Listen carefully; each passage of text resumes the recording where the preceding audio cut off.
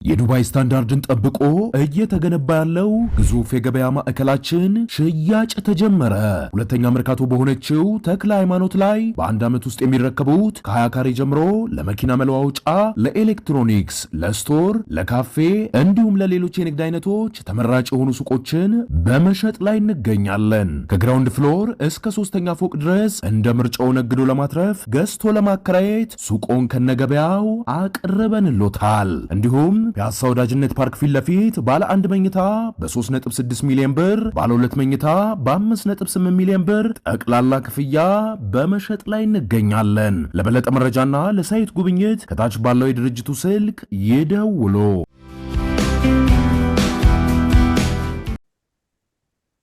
ጤና ይስጥልን ክቡራን ተመልካቾቻችን፣ ሲሳይ አገና ከሉዓላዊ ሚዲያ አርብ መጋቢት 4 2018 ዓመተ ምህረት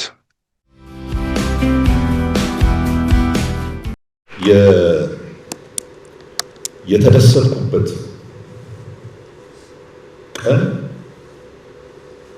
ወያኔ የወደቀ ኢትዮጵያ ሲቪላይዜሽናል ስቴቶች እንደዚህ ዝም ብሎ ማንም መጥቶ የሚያፈርሳት እንዳልሆነች መንግስት ስልጣን ይዞ ለማፍረስ የሞከሩት እንዳልሆነላቸው ሳውቅ ይህች ሀገር ሰርቫይቭ እንደምታደርግ ምንም ጥርጥር የለም። ትልቅ ትሆናለች። ለመጀመሪያ ጊዜ ስለ ኢትዮጵያ ትልቅነት ማሰብ ጀምረናል። ኮንሽስሊ ኢንቴንሽናሊ ስለ ኢትዮጵያ ትልቅነት ማውራት ጀምረናል።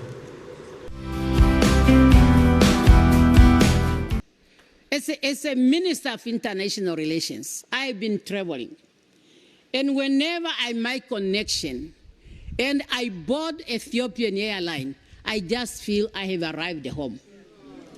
I just feel I have arrived home. When you see the African attire, when you see the African smile, when you ask your Njera, you get it. You have really arrived home.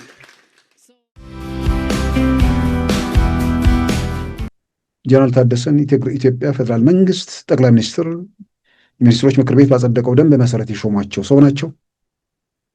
እርሳቸውን ለማንሳት የሚደረግ የትኛውም እንቅስቃሴ የፕሪቶሪያ ሰላም ስምምነት ለአንዴና ለመጨረሻ ጊዜ መደምሰስ ስለሆነ የኢትዮጵያ መንግስት የትኛውንም ነገር እርምጃ ለመውሰድ መንገዱ የተመቻቸና ዓለም አቀፉም ማህበረሰብ በ10 ጣቱ ይሁንታ የሚሰጥበት መድረክ መሆኑን ማረጋገጡ ወይ ደግሞ ያንን ዕድል የሚፈጥር መሆኑን ማስገንዘብ አስፈላጊ ነው። ኢትዮጵያ ውስጥ ነገሮች ሲለወጡ ማናችንም ባልጠበቅነውና ባልገመትነው ነገር ያ ነገር ሲለወጥ በወቅቱ ፖለቲካው ላይ ለውጡ ላይ ሚና ከነበራቸው ሰዎች አንደኛው በኋላ ደውለውልኝ ሳነጋገር የመጀመሪያ ከአንደበት የወጣው ቃል ሀገር እንዲኖረን ስላደረጋችሁ እናመሰግናላችኋለን ያልኩት። ምናልባት ሌሎቹ ስለራሳቸው ሚና አውርቶ ሊሆን ይችላል። ፍርሃት ነበረኝ፣ ጭንቀት ነበረብኝ።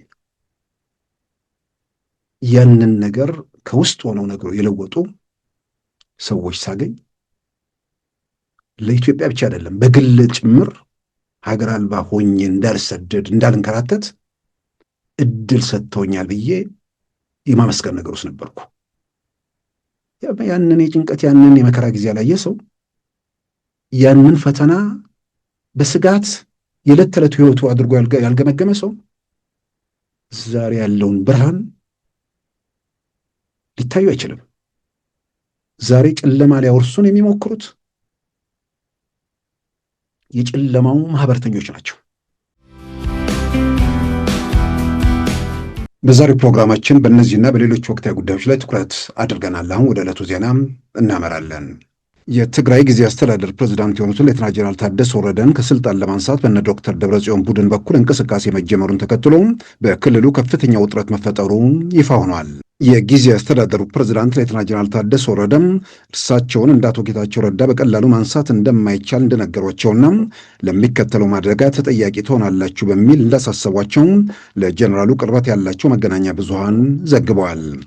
የጀነራሉ የስልጣን ዘመን ሊያበቃ 3 ሳምንታት በቀረበት በአሁኑ ወቅት የነ ዶክተር ደብረጽዮን ቡድን የሚያደርገው እንቅስቃሴ የፕሪቶሪያውን የሰላም ስምምነት ሙሉ በሙሉ የሚያፈርሰው በመሆኑ ከፌዴራል መንግስቱ በኩል ምን አይነት ምላሽ ይኖረዋል የሚለውም ትኩረት የሚስብ ሆኖ ተገኝቷል። የኢትዮጵያ ሚኒስትሮች ምክር ቤት መጋቢት 9 ቀን 2015 ዓ.ም ያወጣውን የትግራይ ክልል አካታች ጊዜ አስተዳደር ደንብ መሰረት በማድረግ የትግራይ ጊዜ አስተዳደር ፕሬዝዳንት ሆነው መጋቢት 14 ቀን 2015 የተሾሙት አቶ ጌታቸው ረዳም የ2 ዓመት የስልጣን ዘመናቸው ሊያበቃ የሳምንታት ዕድሜ ሲቀረው ለደህንነታቸው በመስጋት ወደ አዲስ አበባ ማምለጣቸው ይታወሳል። በኋላም በሰጡት መግለጫ ሊገድሏቸው እንዳቀዱና በማምለጣቸው እንደተቆጩ መስማታቸውንም በአደባባይ በመገናኛ ብዙሃን ተናግረዋል። አቶ ጌታቸው ረዳን ከስልጣን ለማንሳት በነ ዶክተር ደብረጽዮን የሚመራው ቡድን የታጣቂ አዛዦቹን በመሳሪያነት ተጠቀመ ሲሆን ወደዚህ እርምጃ ከማምራቱ ከ1 ወር በፊት የታጣቂዎቹ አዛዦች በጥር ወር 2017 ተሰባስበው ለነ ዶክተር ደብረጽዮን ቡድን ድጋፋቸውን አረጋግጠዋል። ይህንንም ተከትሎ በየደረጃው ያሉ የመንግስት መዋቅሮችን በኃይል መቆጣጠር ቀጠሉ። የአዲግራትና የመቀሌ ከተማ ከንቲባ ጽሕፈት ቤቶች በዚህ ረገድ ተጠቃሾች ነበሩ። እርምጃው እየገፋ ሲሄድ አቶ ጌታቸው ረዳ ወደ አዲስ አበባ ሲሸሹ የጦር አዛዦቹን ውሳኔ የተቃወሙ ታጣቂዎችና በኋላም የጦር አዛዦች ህወሓትን በኃይል ለማስወገድ የትግራይ የሰላም ኃይል ወይም ቲፒኤፍ በሚል የሚጠራውን ጸረ ህወሓት ቡድን ብርጋዴር ጀነራል ገብረ እግዚአብሔር በየነ ወይም ወዲ አንጡራ የሚመሩት ሲሆን ሜጀር ጀነራል ዘውዱ ኪሮስና ሌሎች የጦር ጀነራሎችና ከፍተኛ መኮንኖችም ተሳታፊ መሆናቸው ታውቋል። በዚህ የትጥቅ ትግል እንቅስቃሴ ውስጥ በቀጥታ ባይሳተፉም የቀድሞ ጠቅላይ ኤታማዦር ሹም ሌተና ጀነራል ጻድቃን ገብረተንሳይና ብርጋዴር ጀነራል ተክላይ አሸብር ወይም ወዲ አሸብር የለውጥ ንቅናቄ በተባለው የትግራይ ፖለቲካ ፓርቲዎችን ጭምር ባቀፈው ስብስብ ውስጥ በአመራር ጭምር ተሳታፊ ሲሆኑ ዓላማውም ህወሓትን በማንሳት በትግራይ ዲሞክራሲያዊ ስርዓት መፍጠር መሆኑን በይፋም አስታውቀዋል። በተለያዩ መድረኮችም ከህዝብ ጋር ተወያይተዋል። ለህልውናቸው ጭምር በመስጋት አምና በመጋቢት ወር መጀመሪያ አዲስ አበባ የገቡት አቶ ጌታቸው ረዳን የስልጣን ዘመናቸው በማብቃቱም መጋቢት 30 ቀን 2017 ዓ.ም በሌተና ጀነራል ታደሰ ወረደ ሲተኩ ከቀናት በኋላ ሚያዝያ 3 ቀን 2017 ደግሞ የጠቅላይ ሚኒስትር አብይ የምስራቅ አፍሪካ አማካሪ ሚኒስትር ሆነው ተሾሙ። ስልጣኑን ከአቶ ጌታቸው ረዳ ወደ ዶክተር ደብረጽዮን ለማሸጋገር ዶክተር ደብረጽዮን በተደጋጋሚ ወደ አዲስ አበባ ተጉዘው ደጅ መጥናታቸውን በወቅቱ ተዘግቧል። አቶ ጌታቸው ረዳም ይህንኑም አረጋግጠዋል። ዶክተር ደብረጽዮንና ቡድናቸው ሹመቱ ለእነርሱ ካልተሰጠም ሌተና ጀነራል ታደሰ ወረደ እንዲሆኑ ለጠቅላይ ሚኒስትር አብይ ፍላጎታቸውን የገለጹ ሲሆን በጠየቁት መሰረት ይሁን በሌላ ሌተና ጀነራል ታደሰ ወረደ ሲሾሙ ህወሓት መቀሌ ላይ አቀባበል በማድረግ ደስታውን መግለጹም ይታወሳል። ሆኖም ሌተና ጀነራል ታደሰ ወረደ አዲስ አበባ ላይ የተሰጣቸውን ስልጣን 9 አባላት ላሉት ኮሚቴ እንዲያስተላልፉ ሲወሰን እርሳቸውን ፈቃደኝነታቸውን ገለጹ። የኮሚቴው ሰብሳቢም ዶክተር ደብረጽዮን ገብረ ሚካኤል እንዲሆኑ ተወሰነ። በክልሉ ባሉ ሁሉም ጉዳዮች ላይ ወሳኝ የሆነውን ይህን አካል የሚመሩት ዶክተር ደብረጽዮን ገብረ ሚካኤል አሁን ከኮሚቴው መሪነት ባሻገር ከፕሪቶሪያ ሰላም ስምምነት በፊት የነበረው አስተዳደር ተመልሶ እርሳቸው ፕሬዚዳንት እንዲሆኑ መንቀሳቀሳቸው አስቀድሞ ቢዘገብም አሁን ምክንያቱ ባልታወቀ ሁኔታ ሌተና ጀነራል ታደሰ ወረደ ተነስተው የህወሓት ምክትል ሊቀመንበርና የጊዜ አስተዳደሩ ምክትል ፕሬዝዳንት አቶ አማኑኤል አሰፋ እንዲተኳቸው ግፊቱ በመጠናከሩ በመቀሌ ሁኔታዎች የተካረረ ደረጃ ላይ መድረሳቸው ተዘግቧል። ለጊዜ አስተዳደሩ ፕሬዝዳንት ሌተና ጀነራል ታደሰ ወረደ ቅርበት ያለው አውራምባ ታይምስ ጀነራል ታደሰ ወረደን ለማውረድ እንቅስቃሴ መኖሩን የዘገበ ሲሆን ጀነራሉ እኔ ጌታቸው ረዳን አይደለሁም በሚል ከእንቅስቃሴያቸው እንዲገቱ አሳስበው ለሚከተለው ነገር የተቋቋመው ህገወጥ ኮሚቴና መሪው ተጠያቂ እንደሚሆኑ ማስጠንቀቃቸው ተመልክቷል። የሌተና ጀነራል ታደሰ ወረደን ስልጣን የገደበውና አሁን ከናካቴው ስልጣኑን ለመንጠቅ የሚንቀሳቀሰው ኮሚቴ አባላት ሌተና ጀነራል ታደሰ ወረደና ዶክተር ደብረጽዮንን ጨምሮ 9 ሲሆኑ ከ9ኙ 4ቱ የህወሓት አባላት ሲሆኑ ጀነራል ታደሰ ወረደን ጨምሮ 5ቱ ደግሞ የታጣቂው ኃይል አዛዦች መሆናቸው ታውቋል። ከህወሓት በሚል የተሰየሙት ዶክተር ደብረጽዮን ገብረ ሚካኤል፣ ወይዘሮ ፈትለወርቅ ገብረ እግዚአብሔር እንዲሁም ዶክተር አብርሃም ተከስተ ሲሆኑ ሌላኛው የህወሓት አመራር አቶ አማኑኤል አሰፋ ደግሞ በዚህ ኮሚቴ ውስጥ የገቡት የጊዜ አስተዳደሩን ወክለው መሆኑን ታውቋል። ከታጣቂዎቹ አዛዦች ሌተና ጀነራል ታደሰ ወረደ፣ ሌተና ጀነራል ፍስሐ ኪዳኑ፣ ሜጀር ጀነራል ዮሐንስ ወልደ ጊዮርጊስ እንዲሁም ብርጋዴር ጀነራል ምግብ ኃይሌና ብርጋዴር ጀነራል ኃይለ ሥላሴ ግርማ የዚሁ 9 አባላት ያለው ኮሚቴ አባላት መሆናቸው ተመልክቷል። የዚህ ኮሚቴ አባላት 8ቱ በአንድነት ቆመው ጀነራል ታደሰ ወረደ እንዲነሱ ግፊት እያደረጉ ሲሆን ጀነራሉም ኮሚቴው ራሱ ህገወጥ መሆኑን በመግለጽ ለሚከተለው ሁኔታ ተጠያቂ እንደሚሆኑ እያስጠነቀቋቸው መሆኑም ተዘግቧል። የሌተና ጀነራል ታደሰ ወረደ የስልጣን ዘመን ከ3 ሳምንታት በኋላ መጋቢት 30 2018 የሚያበቃ ሲሆን የስልጣን ዘመኑን ለማራዘም ስልጣኑ የፌዴሬሽን ምክር ቤት ሲሆን ፕሬዝዳንቱን የመሰየም ስልጣን ደግሞ የጠቅላይ ሚኒስትር አብይ እንደሆነም የትግራይ ክልል አካታች ጊዜ አስተዳደር የሚኒስትሮች ምክር ቤት ደንብ አንቀጽ 2 ላይ በግልጽ ተመልክቷል። በሁለት ቀናት ከ3 ሀገራት መሪዎች ጋር ከኢትዮጵያ ውጭ የተገናኙትና ከአሜሪካው የውጭ ጉዳይ ሚኒስትር ማርኮ ሩቢዮ ጋር በስልክ የተወያዩት ጠቅላይ ሚኒስትር አብይ አህመድ በጦርነት መሃል ዩናይትድ አረብ ኤምሬት መግባታቸው አነጋጋሪ ሆነዋል። ረቡዕ እንደ አውሮፓውያን አቆጣጠር መጋቢት 11 2026 ከአሜሪካው የውጭ ጉዳይ ሚኒስትር ማርኮ ሩቢዮ ጋር የተወያዩት ጠቅላይ ሚኒስትር አብይ አህመድ ሐሙስ ዕለት ጅቡቲ ላይ ከሶማሊያና ጅቡቲ መሪዎች ጋር ከመከሩ በኋላ ትላንት ሐሙስ ዩናይትድ አረብ ኤምሬት ገብተዋል። አሜሪካና እስራኤል በኢራን ላይ ጦርነት ከከፈቱበት እንደ አውሮፓውያን አቆጣጠር የካቲት 28 2026 ወዲህ ጠቅላይ ሚኒስትር አብይ አህመድ ወደ ቀጠናው የተጓዙ ሁለተኛው የሀገር መሪ ሆነዋል። አሜሪካ በሳምንቱ መጀመሪያ በሱዳን ጦርነት የአልቡርሃን ደጋፊ የሆነውን የሱዳኑን ሙስሊም ብራዘርሁድ በአሸባሪነት በፈረጀች ማግስት ማርኮ ሩቢዮ ከጠቅላይ ሚኒስትር አብይ ጋር ያደረጉት ውይይት በአፍሪካ ቀንድ ሰላም ላይ ያተኮረ መሆኑም ተመልክቷል። የአሜሪካ የውጭ ጉዳይ ሚኒስቴር እንዳስታወቀው በቀጠናው መረጋጋት፣ በጸረ ሽብር ትግሉ ትብብርና በኢኮኖሚያዊ ብልጽግና እንዲሁም በአፍሪካ ቀንድ ዘላቂ የሆነ ጸጥታ መሰረት በሚጣልበት ጉዳይ ላይ መምከራቸው ተመልክቷል። የአሜሪካው የውጭ ጉዳይ ሚኒስትር ማርኮ ሩቢዮ በአንድ ዓመት ጊዜ ውስጥ ጠቅላይ ሚኒስትር አብይ አህመድ ጋር ሲደውሉ ይህ ለአራተኛ ጊዜ ሲሆን የመጀመሪያው ውይይታቸው አምና እንደ አውሮፓውያን አቆጣጠር መጋቢት 27 2005 ነበረ። ቀጥሎም ሐምሌ 23 2005 እንዲሁም የዛሬ 3 ወር ታህሳስ 3 ቀን 2005 ለሶስተኛ ጊዜ መደወላቸውን ማስታወስ የተቻለ ሲሆን ይህ አራተኛው የስልክ ውይይታቸው እንደሆነ መረዳት ተችሏል። አራቱም ውይይቶች በጥቅል በአካባቢ ጸጥታና ኢኮኖሚያዊ ጉዳዮች ላይ ማተኮሩ ከመገለጾች በዝርዝር ባይጠቀስም በኢትዮጵያና ኤርትራ መካከል ያለው ጦርነት፣ የሱዳን ጦርነት እንዲሁም በቀጠናው ባሉ አሸባሪዎችና በቀይ ባህር ደህንነት ላይ ያተኮረ እንደሆነም በጉዳዩ ዙሪያ ከወጡ ትንተናዎች መረዳት ተችሏል። አሜሪካ ከቅርብ ጊዜያት ወዲህ ይበልጥ ከኢትዮጵያ ጋር ግንኙነቷ እየጠበቀ መሆኑን የሚገልጹት ትንተናዎች በሱዳን የእርስ በርስ ጦርነት አሜሪካ ወደ ኢትዮጵያና ኤምሬት ፍላጎት ማጋደሏንም ይገልጻሉ። በሱዳን የእርስ በርስ ጦርነት ኢትዮጵያና ኤምሬት ከሚደግፉት አርኤስኤፍ በተቃራኒ የቆመው የአልቡርሃን መንግስት የሚደግፈውን የሱዳን ሙስሊም ብራዘርሁድን ዓለም አቀፍ አሸባሪ ስትል አሜሪካ መፈረጇም በአንጻሩ ዘር ማጥፋት ፈጽሟል በሚል የሚወነጀለውን አርኤስኤፍን እንደ ቡድን አለመንካቷም ከኢትዮጵያ ፍላጎት ጋር ራሷን ማጣጣሟን አመልካች እንደሆነም ተዘግቧል። በሌላም በኩል የአሜሪካ የኢሚግሬሽንና የጉምሩክ ሕግ አስከባሪዎች አንድን ኢትዮጵያዊ የፋኖ ደጋፊ በመሆኑ ከሀገር ማባረራቸውና ፋኖን በአሸባሪነት መጥቀሳቸው የሁለቱ ሀገራት ትብብር ነጸብራቅ የሆነው የሚሉ ጥያቄዎች እየተነሱም ይገኛሉ። የአሜሪካ የውጭ ጉዳይ ሚኒስቴር ፋኖን በአሸባሪነት እንዳልፈረጀው ቢታወቅም የአሜሪካ ኢሚግሬሽንና የጉምሩክ ባለስልጣን ተባራሪውን ኢትዮጵያዊ ወደ ሀገሩ መሸኘቱን በተመለከተ ባወጣው መግለጫ ተቋሙ ፋኖን እንዳሸባሪ እንደሚመለከተው አስታውቋል። የአሜሪካ የኢሚግሬሽንና የጉምሩክ ባለስልጣን ሰለሞን ቦጋሌ የተባለውን ኢትዮጵያዊ ባባረረበት መግለጫው ቲርስ ፍሪ በተባለ ደረጃ ፋኖን በአሸባሪነት ያስቀመጠ ሲሆን በዚህ መደብ የሚቀመጡ ሁለትና ከዚያ በላይ ሆነው ተደራጅተው ሆነ ሳይደራጁ በሽብር ተግባር የሚሳተፉ በመሆናቸው በኢሚግሬሽን ሕግ ተቀባይነት እንደማይኖራቸው በሕጉ ዙሪያ ከወጡ መረጃዎችን መመልከት ተችሏል። በአሜሪካ ጥገኝነት ጠይቆ የተከለከለውና በኋላም ጉዳዩን በአቤቱታ በፍርድ ቤት መከታተል ላይ ያለም ተይዞ ባለፈው ሳምንት እንደ አውሮፓውያን አቆጣጠር መጋቢት 5 2026 ወደ ኢትዮጵያ የተባረረው ሰለሞን ቦጋለም በተለያዩ ማህበራዊ ገጾች የፋኖ አባል ስለመሆኑ መግለጹም የታጣቂ ቡድን አባልና የዘር ማጥፋትን የሚያበረታታ መሆኑን በመዘርዘር ከሀገር ማባረሩን የአሜሪካ የኢሚግሬሽንና የጉምሩክ ባለስልጣን በትላንትናው ዕለት አስታውቋል። ከዚህ ቀደም ባሉ ጊዜያትም በፋኖም ሆነ በሸኔ ጥገኝነት የጠየቁ ሰዎች መከልከላቸውን የሚገልጹ ስለ ጉዳዩ የሚያውቁ የህግ ባለሙያዎች በፋኖም ሆነ በሸኔ እንዲሁም በህዋትና በሌሎች የታጠቁ ኃይሎች አባል ወይም ደጋፊ ነን በሚል ጥገኝነት መጠየቅ ተቀባይነት እንደማይኖረው ያሳስባሉ።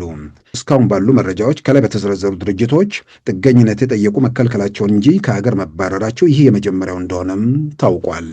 ይህ በእንዲህ እንዳለም ጠቅላይ ሚኒስትር አብይ አህመድ በመካከለኛው ምስራቅ ጦርነት ከተጀመረ ወዲህ ባለፉት ቀናት ወደ ቀጠናው ከተጓዙ ሁለተኛው የአገር መሪ ሆነዋል። ጠቅላይ ሚኒስትር አብይ አህመድ ትላንት ወደ ዩናይትድ አረብ ኤሚሬት ባደረጉት ጉዞም አውሮፕላናቸው ፕሬዚደንሻል ኤርፖርት ማረፉ የተገለጸ ሲሆን ስለ ጉዟቸው ዓላማ የተገለጸ ነገር የለም። ወደ ኤሚሬት ከመጓዛቸው በፊት ረቡዕ ዕለት ጅቡቲ ላይ ከሶማሊያው ፕሬዚዳንት ሐሰን ሼክ መሐመድና ከጅቡቲ ፕሬዚዳንት ኦማር ጌሌ ጋር መክረዋል።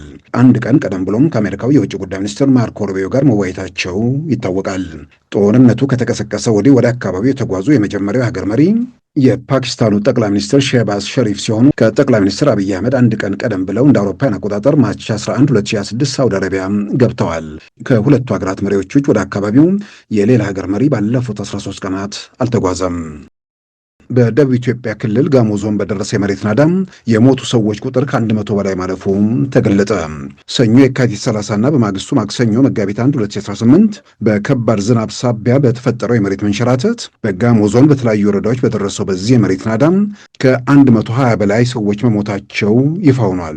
አስክሬን የማውጣቱና የመፈለጉ ስራ መቀጠሉን የዞኑ ባለስልጣናት ለመገናኛ ብዙሃን የገለጹ ሲሆን የክልልና የፌዴራል ባለስልጣናት በስፍራው በመገኘት ለሰለባዎቹ አጋርነት ማሳየታቸው ተመልክቷል። ከአንድ ዓመት በፊትም በዚሁ በደቡብ ክልል ጎፋ ዞን በደረሰ የመሬት ናዳ ከ200 በላይ ሰዎች ማለቃቸው ይታወሳል።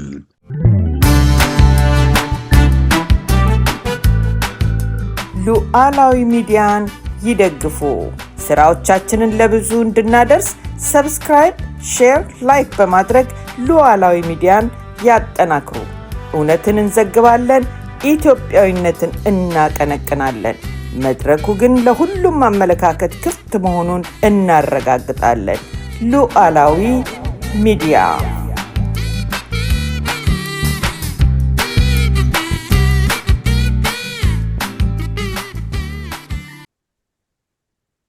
ክቡራን ተመልካቾቻችን የትግራይ ጊዜ አስተዳደር ፕሬዝዳንት በመሆን ባለፈው መጋቢት 30 2017 ስልጣን የተረከቡት ሌተና ጀነራል ታደሰ ወረደን ከስልጣን ለማንሳት በነ ዶክተር ደብረጽዮን የሚመራ እንቅስቃሴ ጫና እየፈጠረ መሆኑ የተመለከቱ መረጃዎች ወጥተዋል። እርሳቸውም ስልጣን አልለቅም የሚል ጠንካራ አቋም መያዛቸውን እንደሚከተለው ሁሉ ተጠያቂ እናንተ ናቸው ሲሉ እያሳሰቧቸው መገኘታቸውን ቅርበት ያላቸው መገናኛ ብዙሃን ጭምር ዘግበዋል። ያ ሁኔታ እስከምን ድረስ ይሄዳል? የኢትዮጵያ መንግስትስ ምላሽ ምን ይሆናል የሚለው እንግዲህ በቀጣይ ጊዜያት የምናየው ይሆናል። በዝርዝር እንመለከተዋለን። በሌላም በኩል ደግሞ የኢትዮጵያው ጠቅላይ ሚኒስትር ዶክተር አብይ አህመድ ባለፉት ቀናት ከአሜሪካዊ የውጭ ጉዳይ ሚኒስትር ማርኮ ሩቢዮ ጋር እንዲሁም ከሶማሊያና ጅቡቲ ፕሬዚዳንቶች ጋር ከአሁን ደግሞ በትናንትናው ዕለት ወደ ዩናይትድ አረብ ኤምሬት ተጉዘው ከኤምሬቱ ፕሬዚዳንት ጋር መነጋገራቸውን የተመለከቱ መረጃዎች ወጥተዋል። በሳምንቱ መጀመሪያ አሜሪካ በሱዳን ጦርነት ተሳታፊ ነው ያለችውን ሱዳኑ ሙስሊም ብራዘርሁድ በአሸባሪነት መፈረጃ ሲታወስ የቡድን ደግሞ ከአልቡርሃን ጋር ግንኙነት እንዳለው ይታወቃል። በአካባቢው ላይ አዳዲስ ክስተቶች ወይ ደግሞ ሁኔታዎች በውጥረት የተሞሉ መሆናቸውን የሚያሳዩ ጉዳዮች ቀጥለዋል። እነዚህን መሰረት አድርገን አንዳንድ ነጥቦችን እናነሳለን። ከዛ በፊት ግን ባለፈው ሳምንት ማርች 8 ማለትም ዓለም አቀፍ የሴቶች ቀን ሲከበር የኢትዮጵያ አየር መንገድ በተለያዩ የሀገራት ጉዞ አድርጎ ነበር። ከነዛ ካደረጋቸው ጉዞዎች ማለትም ሁሌም ጉዞ ያደርጋል በዓለም ላይ ከ100 የሚበልጡ ከተሞች የሚበር ግዙፍ አየር መንገድ ነው። ነገር ግን ያለፈው ሳምንትን ክስተት የተለየ የሚያደርገው ጠቅላላ አብራሪዎቹም ሰራተኞቹም ሴቶች ብቻ የሆኑበት 8 በረራዎችን ወደ ተለያዩ ዓለም ክፍሎች አብረዋል። በአገር ቤት ደረጃ ወደ ድሬዳዋም ከአህጉር ወጣ ብሎ ደግሞ ወደ ፍራንክፈርት በረዋል። በአፍሪካ አህጉር ደግሞ ወደ ደቡብ አፍሪካ ሀገር ናሚቢያም ዊንዶክ በረዋል። እዛ በተገኘበት ወቅት የሀገሪቱ ፕሬዚዳንት በማርቼት አከባበር ላይ ኢትዮጵያ አየር ኃይል ፓይለቶቹም ሌሎች ሰራተኞችን በተገኙበት ለኢትዮጵያ አየር ኃይል ምስጋና ወይ ደግሞ ውዳሴ ሲያቀርቡ የተሰራጨ ፕሮግራም መከታተል ችለናል። እንግዲህ በዛ መድረክ ላይ የኢትዮጵያ አየር መንገድ የ80 ዓመታቱን ጉዞ በአድናቆት ያነሳሉ። የኢትዮጵያ አየር መንገድ የመጀመሪያውን የሀገሪቱን ፕሬዚዳንት ማለትም ከነጻነት በኋላ ከስደት ወደ ሀገር ቤት ሲመለሱ ሳምኒ ኦማን ማለት ነው ያጓጓዛቸው የኢትዮጵያ አየር መንገድ በመሆኑም የኢትዮጵያ የሀገራችን ታሪክ አካል ነው በሚልም በዛ መልክም ይጠቅሳሉ። የኢትዮጵያ አየር መንገድ በሌላ ሚኒስቴር መስሪያ ቤት ውስጥ በነበሩበት ወቅት በተለይም የዓለም አቀፍ ትብብር ሚኒስትር በነበሩበት ወቅት በኢትዮጵያ አየር መንገድ ብዙ ጊዜ መጓዛቸውን ልክ ወደ ኢትዮጵያ አየር መንገድ ስገባ ቤት የገባ ያህል ይሰማኛል። አፍሪካዊ ፈገግታ፣ አፍሪካዊ ልብስ፣ እንጀራ፣ እነዚህ ነገሮች የበለጠ ቤት ውስጥ መግባት ስሜት ይፈጥሩብኛል በሚል በኢትዮጵያ አየር መንገድን በከፍተኛ ደረጃ በአድናቆት ያወሱበት የኢትዮጵያ የራሷ የናሚቢያ ፓይለቶች በኢትዮጵያ በኩል ኢትዮጵያ አየር መንገድም እንዳሰለጠናቸውም ጭምር የገለጹበት የራሳቸውን አየር መንገድ ከዚህ አርአያነት ወስደው ለማሳደግ ጥረት እንደሚደረግም በመድረኩ ላይ ሲናገሩ ተደምጧል። የኢትዮጵያ አየር መንገድ በተመለከተ ፓይለቶችን በተለይ ሴቶች መሆናቸውን ጋር ተያይዞ እርሳቸውን በተማሪነት ዘመናቸው ፓይለት የመሆን ትልቅ ህልም እንደነበራቸው ያ አለመሳካቱን ግን የሀገር ፓይለት ሆኛለሁና በየትኛውም መንገድ ሰዎች በሚሄዱበት መንገድ ላይ የስኬት ጎዳና ሊያገኙ እንደሚችሉም የራሳቸውን ልምድ መሰረትን በማድረግ የተናገሩበት ቪዲዮ እዛው በሀገሬው መገናኛ ብዙሃን ሰራጭቶ ሲታይ ለማንም ኢትዮጵያዊ የሆነ ሰው በተለይ ደግሞ በአፍሪካ ውስጥ ግዙፍ የሆነ ሌሎችም በአርአያነት የሚመለከቱት አየር መንገድ መኖሩን ሌሎች ደግሞ በተለይ በሀገር መሪ ደረጃ ሲመሰከር በጣም የሚያስደስት ነገር ነው። ያሉት ነገር አለ።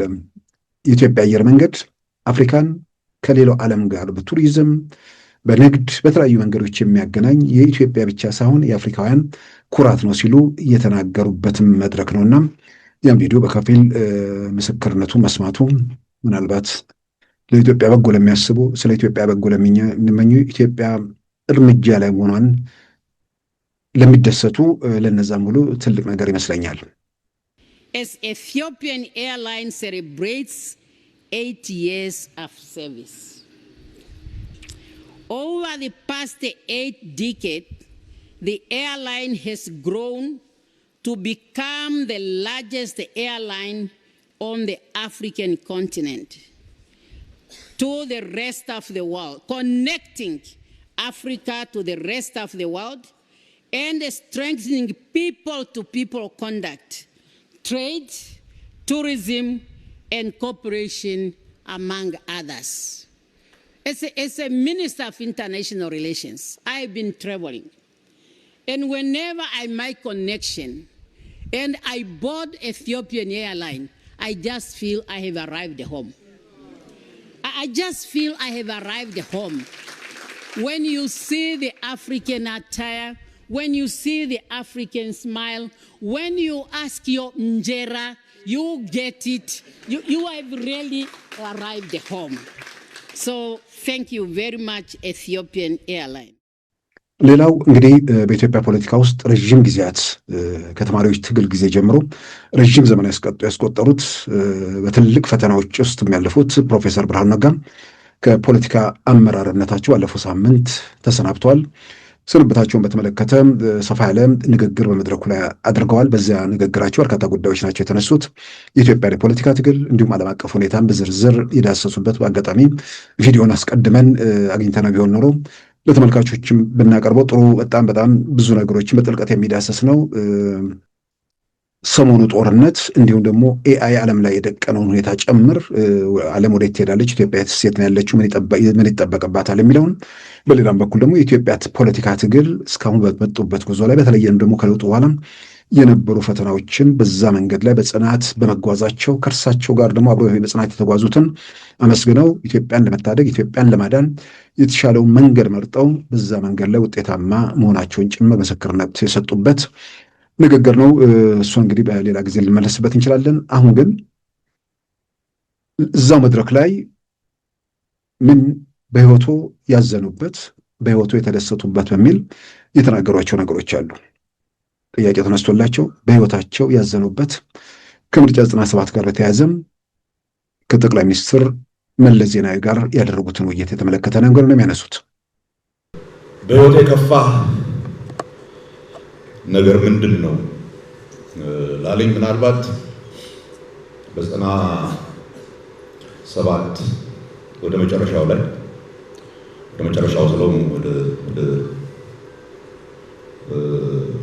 እስር ቤት ከመግባቴ በፊት የመጨረሻ ሚቲንግ ነበረኝ ከመለስ ጋር።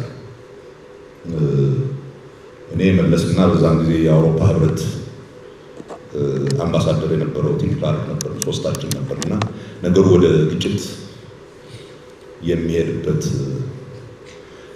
ጊዜ ላይ ነበር። ከዛ በኋላ ሳምንት እስር ቀንና በኋላ ነው የታሰርነው እና አንድ ነገር ብዬው ነበር መለስ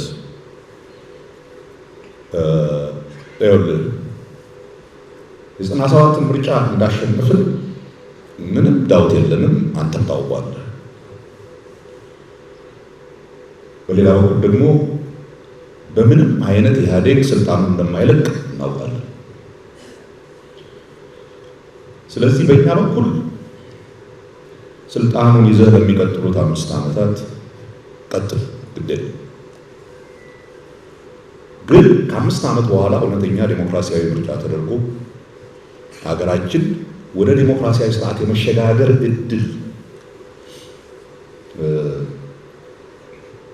እንደሚኖራት ተስፋ አደርግ ነበር።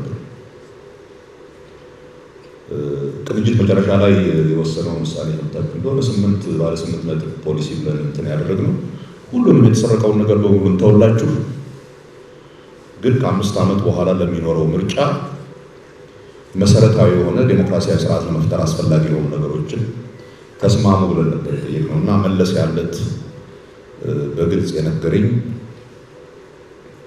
ያንን ለማድረግ ፈቃደኞች እንዳልሆኑ ነበር እና ያን ዕለት ሪሊ ዲፕረስ ሆኜ ያመሸሁበት ቀን እሱ ነው። ምክንያቱም ከዛ በኋላ ሊመጣ የሚችለውን ችግር አያው ነበር። ሞት የእኛን መታሰር የሰዎች መሞት ምናምን ብቻ ሳይሆን ይቺ ሀገር እያደር ምን አይነት አደጋ ውስጥ እየገባች እንደምትሄድ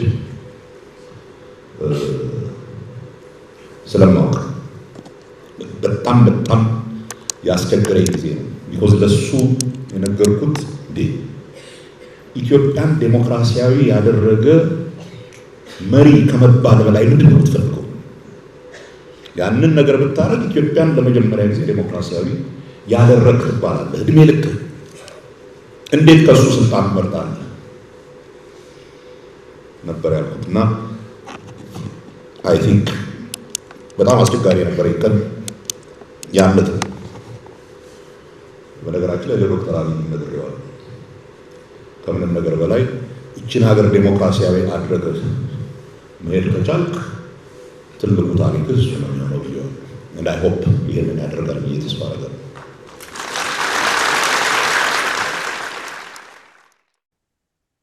በህይወታቸው የተደሰቱበት ቀን ደግሞ ሲገልጹ የተደሰትኩበት ቀን ወያኔ የወደቀ ቀን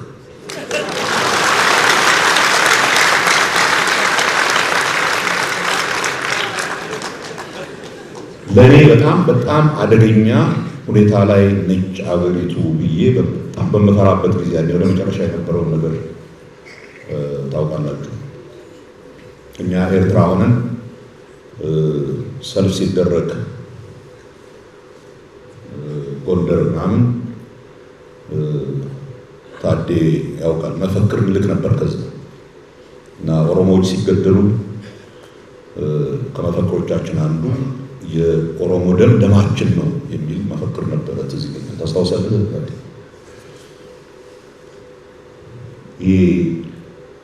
የዛ ጊዜ የነበረው አደጋ እቺን ሀገር ኮምፕሊትሊ የሚያላቅቅ ነገር ውስጥ ወያኔዎች ማስገባት እንደሚፈልጉ እናውቅ ነበር።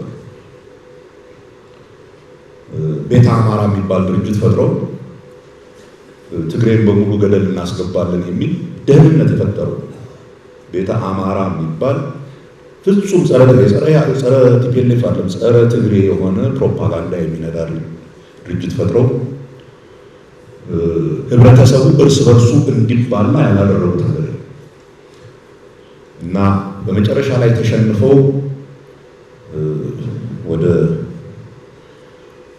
ወደ መቀሌ ሲሄዱ ለመጀመሪያ ጊዜ በደንብ ያረፍኩት በደንብ የተነፈስኩት ያለት ነው። አትሊስት ይህች ሀገር ትኖራለች፣ አያጠፏትም ሰዎች። ካሁን በኋላ እዳው የኛ ነው። እነሱ የጀመሩትና የለኮሱት እሳት እንዳይፈጀ መጠንቀቅ ነው ስንነበር ይኸው 7 ዓመት ተባላን። አይ ቲንክ አሁን እየተረጋጋን ይመስለኛል። አይ ቲንክ ይህችን ሀገር ትልቅ የማድረግ እድል አለ ነው። ይሄ ሀገር እንደሌላው ሀገር አይደለም። ይሄ የስልጣኔ ሀገር ነው። ይሄ ሲቪላይዜሽናል ስቴት የሚሉታል። አይታችሁ እንደሆነ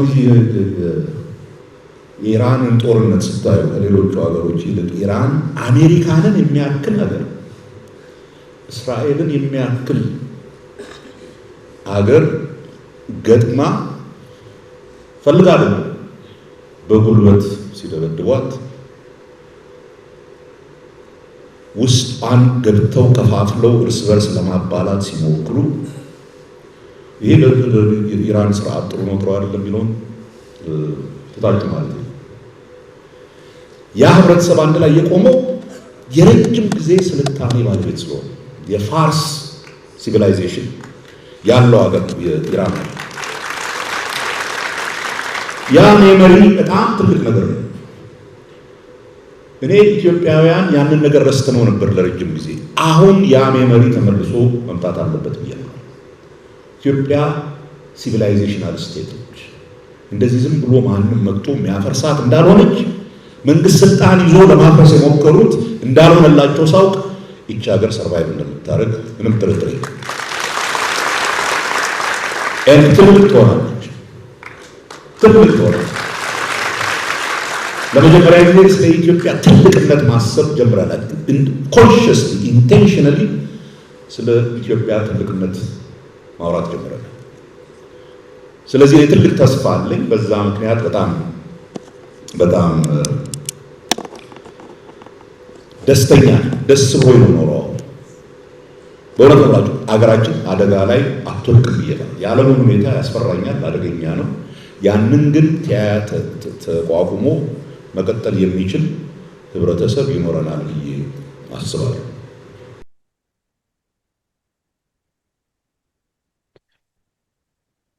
እንግዲህ ፕሮፌሰር ብርሃኑ ነጋ በኢትዮጵያ ተማሪዎች ትግል በኢህአፓ ውስጥ ያለፉ ከዛ በኋላም ደግሞ በውጭ ዓለም በተለይ አሜሪካ ውስጥ የጥናት በኢትዮጵያ ጉዳይ ላይ ጥናት የሚደረግባቸው መድረኮች ላይ ተሳታፊ የነበሩ ከዛ በኋላ ፖለቲካ ላይ አክቲቭ ወይ ደግሞ ቀጥታ ተሳታፊ አልነበሩ። ምርጫ 97 አካባቢ ላይ ምርጫ 97 ብዙ ጊዜ በየመድረኩም ሲናገሩ እርሳቸውም ፕሮፌሰር መስፍንም ዶክተር በፍቃዱ ደግፌም ሌሎችም ሲናገሩ የተሰማ ነገር ነው። በወቅቱ ያደረጉት ነገር ምንድን ነው?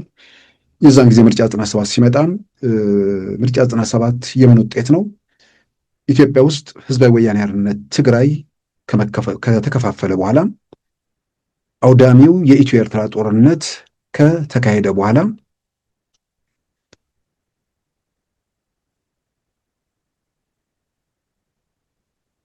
እንግዲህ ፕሮፌሰሩ ስለ ምርጫ 97 አንስተዋል። የዛን ጊዜ ተስፋቸውን ያን ተስፋ አቶ መለስ እንዴት እንዳመከኑት ወይ ደግሞ ኢትዮጵያ ተስፋ እንደሌላት ምልክት እንደሰጧቸው በተለይ በእነሱ ዘመን በኋላ ደግሞ የእነርሱ አገዛዝ ሲወገድ ደግሞ የፈጠረባቸውን ደስታ ተናግረዋል። ጭንቅ ነበር የመጨረሻው ጊዜ። አሁን ለመናገር በግሌ በጣም የሚገርመኝ ያኔ ኢትዮጵያ እንዴት አይነት መከራ፣ እንዴት አይነት ስቃይ፣ እንዴት አይነት ፈተና ውስጥ እንደነበረች ዘግቶ ለተቀመጠ ሰው በፍጹም አይታይም ነበር። ምናልባት ከተማ ውስጥ በየቦታው ረብሻ ሲታይ ሊገለጽላቸው ይችላል። ረብሻውን መንግስት ያስቆመው ሰላም የሰፈነ ሊመስላቸው ይችላል። ግን ኢትዮጵያ ውስጥ ያለው የኃይል አሰላለፍ ምን ይመስል ነበር?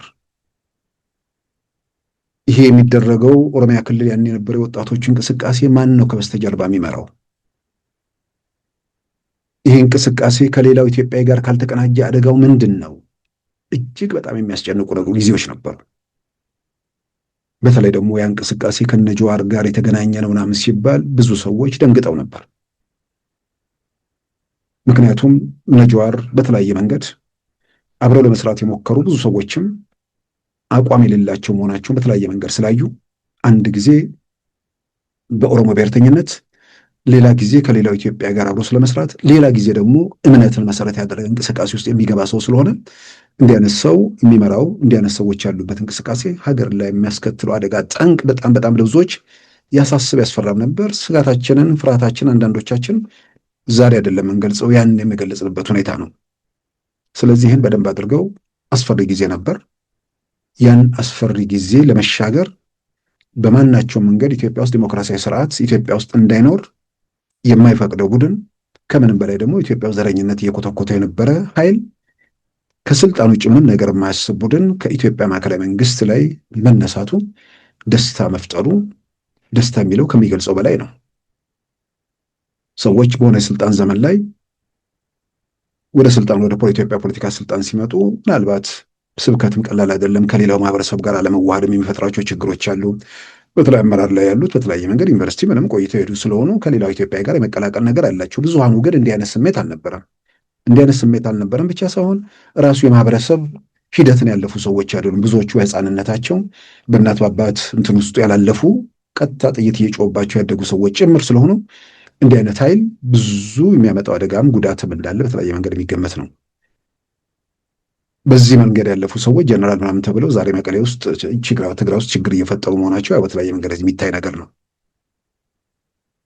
ስለዚህ መደሰታቸው ለአንዳንዱ ዛሬ ላይ አድራሻ ለቀየሩ ሰዎች በውስጣቸው ቅንጣት ታክል ደስታቸውን የሚሽርባቸው ነገር እንደሌለ አውቃለሁ።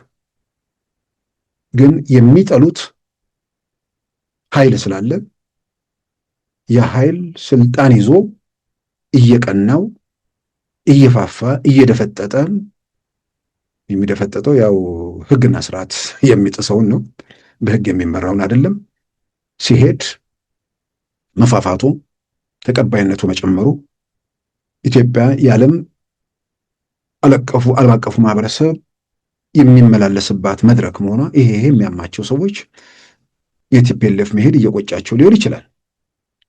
በንዴት ማለት ነው። በተጨባጭ ግን ስለ ኢትዮጵያ ስለ ሀገር ስለ ትውልድ ቀጣይነት የሚያስብ ህወሓት የሚባል ቡድን ከኢትዮጵያ ቤተ መንግስት መጠረጉ ደስታ የሚለው ከሚገልጸው በላይ ነው። ያን የነበረውን ፈተና ብቻ ሳይሆን ነገን ጭምር ያበላሸ ቡድን ነው። ዛሬ ዋጋ እየከፈልን ያለ ነው፣ በመከራ እየዳከርን ያለ ነው። ይሄ ቡድን 27 ዓመት ኢትዮጵያ ውስጥ በዘራው ዘረኝነት ነው። ኢትዮጵያ የሆነ ሰው ስለ ሀገሩ ቀጣይነት የሚመኝ ሰው ስለ ትውልድ ቀጣይነት የሚያስብ ሰው ህወሓት ከኢትዮጵያ ቤተ መንግስት ከለቀቀበት ቀን በላይ የሚያስደስት ነገር በግሌም አለ ብዬ አላምንም።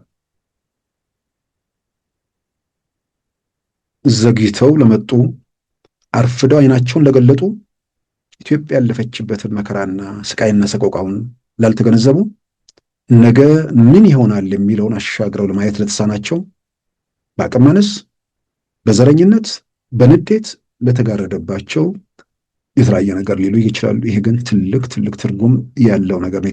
ቲፒኤልኤፍ ከኢትዮጵያ ፖለቲካ መድረክ መወገድ፣ የቲፒኤልኤፍ ደግሞ ከትግራይ መድረክ መውጣት ደግሞ ለትግራይ ህዝብ ደግሞ እፎይታ የሚለው ይገልጸው አይደለም። 50 ዓመታት በአንድ ኋላ ቀር ቡድን ከሌላ ወገኑ ጋር በሚያጣለው ከሌላ ወገኑ ጋር በጥርጣሬ እንዲያይ በሚያደርገው በስሙ እየነገዱ በስሙ እየዘረፉ ሀብት ጋራ ላይ በወጡ እርሱ ግን መከራን እየገፋ የሚኖር ህዝብ ህወሓት የሚባል ቡድን ከዛ ሜዳ ሲወጣ ደግሞ ደስታው እጥፍ ድርብ ይሆናል። እርግጥ ዛሬ ወደዛ ምዕራፍ ትርጉም ባለው ደረጃ ኢትዮጵያም ትግራይ ክልልም እየሄደ ነው።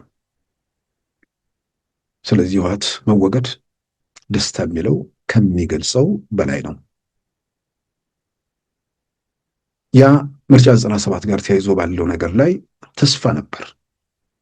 ባለፈው እሑድ ዕለትም የፕሮፌሰር ብርሃኑ መልቀቅና የኢዮብ መሳፍንትን መምጣት መሰረት በማድረግ ላይቭ ውይይታችንም ላይ ተወያይተንበታል። ምርጫ 97 ህወሓት ኢትዮጵያ ለማዕት መከራ አድርሷል፣ ማዕት ግፍ ፈጽሟል፣ ማዕት ሰቆቃ አድርሷል። ግን ያችን ምርጫ 97 ፍሬያማ ቢያደርጓት ኖሮ ህወሓት ሐውልቱን ይሰራ ነበር። ጠቅላይ ሚኒስትር አብይ መለስም ታሪካቸው ይሄ በጥቂት በሚያሟቸው በዘረኝነት በዳከሩ ደጋፊዎች ሳይሆን በኢትዮጵያን ልብ ውስጥ በታሪክ ውስጥ ትልቅ ስፍራ ይኖራቸው ነበር። ይኸው እንዲህ አላፊ ለሆነ ህይወት ጊዜ ነው። ያን ያህል ሀገርንም አጨልመው ሁሉን ነገር ዘግተው ለስልጣን ሲባል በዚህ ሁኔታ ውስጥ የታለፈው እዛ ላይ ፕሮፌሰር ብርሃኑ ያነሱት ነገር አለ። የጠየቁት ያኔ ቅንጅቶች ወደ 100 ያው ተወስዶ ማለት ነው በምርጫው ውጤት ተወስዶ መጨረሻ ላይ የተፈቀደ ምርጫ ቦርድ ያረጋገጠው 109 ቅንጅቶች ወንበር አግኝተዋል። ህብረት 52 አግኝተዋል። በነ ነፍሳቸውን ይማርና በአቶ ቡልቻ ደመቅሳ የሚመራው ኦፌዴን ደግሞ ወደ 13 የፓርላማ ወንበር አግኝቷል። እርግጠኛ ሆኖ ምርጫ ቦርድ ማድረግ የፈለገው አብላጫ ድምፅ ማለትም ከ250 በላይ ወደ 275 ነው 275 ድምፅ በላይ ተቃዋሚዎች እንዳያገኙ አድርጎ ሁኔታዎች እዛ ላይ ተሰርቷል። የምርጫው ውጤት ግን እነ አና ጎሜዝም ሌሎቹም ባረጋገጡት ኢህአዴግ ተሸንፏል። በዛ ምርጫ ውጤት ተሸንፏል ስል አዲስ አበባ ተሸንፏል አለም። አዲስ አበባማ ማስተባበል የሚቻልበት ነገር ስላልሆነ እነሱም ተቀብለውታል። 138 ወንበር ነበር፣ 138ቱንም አጥተዋል። አንድ የኢህአዴግ አባል ገብቶ ነበር፣ አሸንፎ አይደለም። የቅንጅቱ ተመራጭ እጩ የሆነ ሰውዬ 138ኛው መጨረሻ ላይ ይሄን ውጥረት ምናምን ሲፈጠር ፈርቶ ሸሸ መሰለኝ። በዛን ወቅት እጩ አልነበረውም ቅንጅት፣ የኢህአዴግ እጩ በዛ መልክ ገባ። ያን ወቅት በታሪክ ውስጥ አንዳንዴ ጊዜዎችን ሁኔታዎችን መለስ ብሎ ማስታወስ ያኔ ስልጣን ላይ ሆነው ሰማይና ምድር ቦታ ካልተለዋወጡ በስተቀር ከስልጣን የሚነቀንቀን ከወንበራችን የሚያነሳን የለም። የመዝረፍ፣ የመደብደብ፣ የማሰቃየት ሌላው ቀርቶ የቦታዎችን ስም አድራሻ መቀየር ሙሉ መብትና ስልጣን አለን ብለው ዛሬ ላይ አንዳንድ ሰው ላይገባው ይችላል። አሁን በወልቃይት በምናምን የሚደረገውን ክርክር ያየ ሰው የቱሪዝም ማስታወቂያ ላይ ዳሽን ተራራ ትግራይ ክልል ነው የሚል ነገር ሲገባ፣ እንደዚሁ በትምህርት ቤት መጽሐፍት ላይ ትግራይ ክልል አማራንና ኦሮሚያን ወደ ውስጥ ገፍቶ ቀጥታ ከቤንሻንጉልና ከጋምቤላ ጋር እንዲገናኝ ሲደረግ ማዕት የሚነው ጉዳዮች አሉ።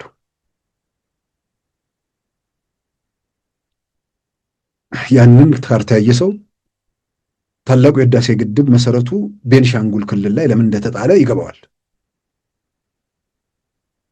የውድቀታቸው የኪሳራቸው መንስኤ ትልቅ አገር ይዘው ያንን የኔ አይደለም በሚል ስሜት ራሳቸውን ጫካ ሲገቡበት ከነበሩበት ወኪልነት በላይ ራሳቸውን ማሳደግ ባለመቻላቸው ያንንም እንወክለዋለን የሚሉትን ህዝብ እንደ ሰባይ ጋሻ እንጂ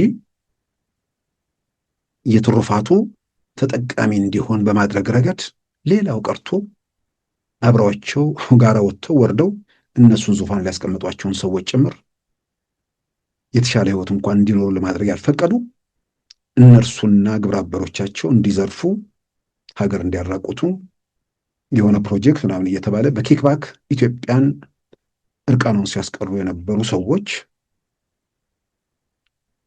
እነሱ ያ ምዕራፍ ያን እድል ምርጫ 97 አስተካክለውት አረመውት ቢሆን ኖሮ ዛሬ እንዳልኩት ቲፒኤልኤፍ የሚባል ቡድን እንደዚህ በትግራይ ውስጥ ራሱ ቤተክርስቲያን እንደገባ ውሻ ሲሆን ያን ያህል ሲመለክ የነበረ ቡድን ታሪካቸውን እንዲያፈርሰው አቆሽሸው እነሱ ስለዘረፉ ስለቀሙ ጉዳያቸው ነው። ግን ለበጎ ዓላማ ብለው ህይወታቸውን አካላቸውን ያጡ ሰዎች አሉ እና ይሄ ቡድን ምርጫ 97 ምናልባት ያን የምርጫው በሚካሄድበት ወቅት በምርጫው ዋዜማ የነበሩ ነገሮች አሉ። 90 ዓመተ ምህረት ጦርነት ነበር ከኤርትራ ጋር። ያ ጦርነት እስከ 92 ቀጥሏል። በዛ መካከል ምርጫ ተካሂዷል። ያው ብዙ ከዛ ቀደም ከነበረው ምርጫ የተለየ አይደለም። 92 ምርጫ ጦርነቱ ከተካሄደ በኋላ 93 ዓመተ ምህረት ማለትም 92 ጦርነቱ እያበቃ ነበር። ከምርጫው በኋላ ምርጫ የተካሄደው በጦርነቱ ማለት ነው። በሐምሌ ወር የሰላም መንገድ ተጀመረ። የኢትዮጵያው እና የኤርትራው የውጭ ጉዳይ ሚኒስትሮች በአልጄሪያ መዲና አልጀርስ የሰላም ስምምነት ፈረሙ። በኋላ የሁለቱ ሀገራት መሪዎች ደግሞ እዛው አልጄሪያ መዲና አልጀርስ የተባበሩት መንግስታት ዋና ጸሐፊ ኮፊ አናን ጭምር በተገኙበት የአሜሪካ የውጭ ጉዳይ ሚኒስትር ሌሎችም የሀገራት መሪዎች ጭምር በወቅቱ የነበሩት አብዱልአዚዝ ቡተፍሊካ የአልጄሪያው ፕሬዚዳንት እነሱ ጭምር ባሉበት ያ የሰላም ስምምነት ተፈረመ። ያ የሰላም ስምምነት አስገራሚ ነገር ነው። ምናልባት ጦርነቱ ኤርትራም ውስጥ ኢትዮጵያም ውስጥ መሰንጠቅን ፈጠረ። የሰላም ስምምነቱ ከተፈረመ በኋላ ታህሳስ 1993 ያ ነገር ከሆነ በኋላ ኢትዮጵያ ውስጥ በመጋቢት በየካቲት አካባቢ ህወሓት 2 ቦታ ተሰነጠቀ። ከፓርቲው ከፍተኛ አመራሮች ውስጥ ከአቶ ስዩም መስፍንና ከአቶ መለስ በስተቀር ስራ አስፈጻሚ ከሚባለው ማለት ነው ሁሉም ተባረሩ። ማለትም አቶ ስዬ አብርሃ፣ አቶ ገብሩ አስራት፣ አቶ አባይ ፀሐዬ፣ አቶ ተወልደም፣ አቶ አለምሰገድ ጨምሮ በአጠቃላይ 12 የማዕከላዊ ኮሚቴ ከስራ አስፈጻሚ ደግሞ 5 አካባቢ ተሸኙ። በግልጽ መሰንጠቅ ነበር። ያው እና አቶ መለስ የበላይነት አረጋግጠው ቀጠሉ። እና አቶ መለስ የበላይነታቸውን ሲያረጋግጡ እና አቶ አባይ ፀሐዬ እና አቶ ሐሰን ሽፋ ደግሞ ይቅርታ ጠይቀው ተመለሱ። ይሄ በሆነበት ወቅት ህወሓት ከ1983 እስከ 1993 በነበረበት የስልጣን ዘመን አቶ መለስ ለመጀመሪያ ጊዜ የበላይ ሆነው ወጡ። ወሳኝ ሰው። ከዛ በፊት በነበረው ጊዜ የቡድን አመራር ነበር። እናቶ ተወልደ፣ እናቶ አለምሰገድ፣ እናቶ ገብሩ ከየትም ትግራይንም ክልል እየመሩም በሀገሪቱ ፖለቲካ ላይ ወሳኞች ስለነበሩ አቶ መለስ በየትኛውም ጉዳይ ላይ ብቻቸው የሚወስኑት ነገር አልነበረም። እጅግ መሰረታዊ በሆኑ ወሳኝ ጉዳዮች ላይ ህወሓት ጋር የሚያልቅ ነው፣ በተለይ ስራ አስፈጻሚው ጋር የሚያልቅ ነው። ሌላው ከዛ በኋላ የአጽዳቂነት ስራ ነበር የሚወጣው። ይህንን አይደለም ምለው አቶ ነፍሳቸውን ይማርና እንደ ዶክተር ነጋሶ ጊዳዳ በግልጽ በአደባባይ ያስቀመጡት ነው። እኛ በምናሳትመው ኢትዮጵ መጽሔት ላይም ሰፋ ያለ ቃለ ምልልስ ላይ በዚህ ጉዳይ ላይም በዝርዝር ተናግረዋል። በዚህ መልክ የበላይነታቸውን ያረጋግጡት አቶ መለስ አሁን ከዓለም አቀፉ ማህበረሰብም ሙገሳ ነገር ፈልገዋል። በሌላም በኩል ደግሞ ኢትዮጵያን ሲያነቡ የተንሸዋረረ ነገር ውስጣቸው ተላልፏል። በዛን ወቅት በአንድ መድረክ ላይ ይመስለኛል ፕሮፌሰር ብርሃኑ የተናገሩ ነው ይመስለኝ የህወሓቶች የእነ አቶ መለስ ችግር ከደህንነት መረጃ ይልቅ የካድሬ መረጃዎችን ማመን የሚፈጠረባቸው ነገር አለ። በካድሬ በኩል የሚመጣ ነገር ከዳር እስከ ዳር ህዝቡ ይደግፋል የሚል መልእክት እየተላለፈላቸው ሊሆን ይችላል። የደህንነት መረጃዎች ደግሞ በዋናነት ጸጥታን መሰረት አድርጎ የህዝብን ስሜት ግምት ውስጥ አስገብቶ የሚሄዱ መረጃዎች ናቸው። ስለዚህ በዛ ረገድ የተፈጠሩ ክፍተቶች ስላሉ ሊሆን ይችላል ምርጫ 97ን ልቅ ምንድነው ክፍት እናደርገዋለን ብለው ቃል ገቡ። ይህን ጊዜ አርስቱን ዘነጋውት ፕሮፌሰር መስፍን ወልደ ማርያም በዛን ወቅት አንድ መጽሐፍ አውጥተው ነበር። በሩ ገርበብ ብሏል። አሁን መልሰው ይዘጉታል ወይስ ይበረገዳል? ይህንን ገርበብ ያለውን በር ገብቶ መሞከር ነው የሚል በአደባባይ ይህንን በመጽሐፍ ጻፉ። የዛን ጊዜ ፓርቲዎች እንቅስቃሴ በብዙ መልኩ ለመጠናከር የሚሞክርበት ጊዜ ነው። በውጭ ያሉና በአገር ቤት ያሉ ፓርቲዎች በጋራ ሆነው የኢትዮጵያ ዴሞክራሲያዊ ህብረት የሚባል ንቅናቄ ፈጠሩ። አገር ቤት የሚንቀሳቀሱ መያድ፣ ኢዴፓ፣ ኦፌኮ፣ ደቡብ ህብረት፣ አማራጭ ኃይሎች እነዚህን የመሳሰሉ ጠቅላላ ያሉበት በውጭ ሀገር ኒያፓን ጭምር የከተተ የፖለቲካ እንቅስቃሴ ተጀመረ። ከተወሰነ ጊዜ በኋላ ደግሞ ያ ነገር መንገጫገጭ ውስጥ ገባ። መንገጫገጭ ውስጥ ሲገባ ለማስታረቅ ቅድም አሁን ፕሮፌሰር ብርሃኑ የመጡበትን ነገር እንትን ለማለት ለማስታረቅ ብዙ ጥረቶች ተደረጉ፣ አልተሳካም። እነ ፕሮፌሰር ብርሃኑ የኛውን አይደለም ማስታረቅ የሞከሩት። ከዛ በህብረ ብሔርና በብሔር ኃይሎች መካከል ከሚደረግ ትብብር ይልቅ እንደገናም ደግሞ ከውጭ ካሉ ኃይሎች ጋር ከሚደረግ ይልቅ አገር ቤት ያለ ኃይል የበለጠ ምርጫው ላይ በቀጥታ የሚሳተፉ ይተባበሩ የሚል ነገር መጥቶ መኢአድና መኢአድን አንድነት ወደ አንድ ለማምጣት እንቅስቃሴ ተጀመረ። ማለት መኢአድና ኢዴፓን። ስለዚህ ኢዴፓና መኢአድ በልደቱ የተነሳ መስማማት አልቻሉም። መኢአድ ማለት ነፍሳቸው ይማርና በኢንጂነር ኃይሉ ሻውል የሚመራው ነው። ልደቱ ደግሞ ኢዴፓ ደግሞ በነ ዶክተር ኃይሉ አርያም በነ ዶክተር አድማሱ ገበየሁ ይመራል። ልደቱ ዋና ጸሐፊ ነው፣ ግን ፈላጭ ቆራጭ ነበር እዛ ድርጅት ውስጥ። መኢአዶች ልደቱን አናምነውም የሚል ጠንካራ አቋም አላቸው። ስለዚህ ይሄ ትልቅ ክፍተት ፈጠረ። በዚህ መሃል ሁለት የማይጣጣሙ የማይስማሙ ኃይሎችን ለማዋሃድ ወይ ደግሞ ወደ አንድነት ለማምጣት ሌላ ሶስተኛ ማያያዣ ነገር ኢድል የሚባልም ድርጅት አለ። እሱም አለ። እሱ ከሁለቱም ጋር ችግር የለበትም። ግን መኢአድና ኢዴፓ በተለይ መኢአድ በገጠራት ጭምር ከፍተኛ አባላት ያሉት ነው። ኢዴፓ ደግሞ በከተሞች ላይ ጉልህ ሚና ያለው ድርጅት ነው። እነዚህ ቢዋሃዱ ምርጫው ላይ ትርጉም ያለው ነገር ያመጣሉ የሚል ነገር አለ። መኢአዶች ልደቱን አናምነውም የሚል ጠንካራ አቋም አላቸው።